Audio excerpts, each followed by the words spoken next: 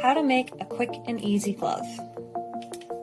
First, we're going to get material that stretches in 2 directions, and we're going to lay it on top of itself. Place your hand down, and with a piece of chalk, trace all around your hand, spreading out your fingers. So you have something that looks like this. Pin it in a couple spots so it doesn't shift, and take it to the machine.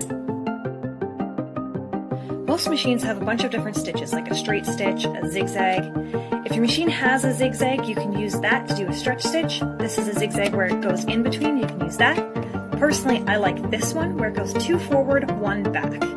Starting at the base, we're going to follow that chalk line, except instead of squares at the end, we're just going to round it out on each part and go all the way through, making sure that the points down here is a single stitch before it turns.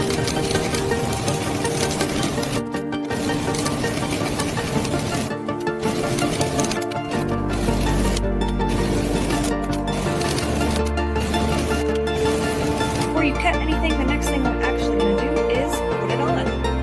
This is a good time to check how the fingers fit and put a new chalk mark. And then we just take that back to the machine and fix those issues by resewing. Once your adjustments are made, keep making adjustments until you have it so that it fits snugly.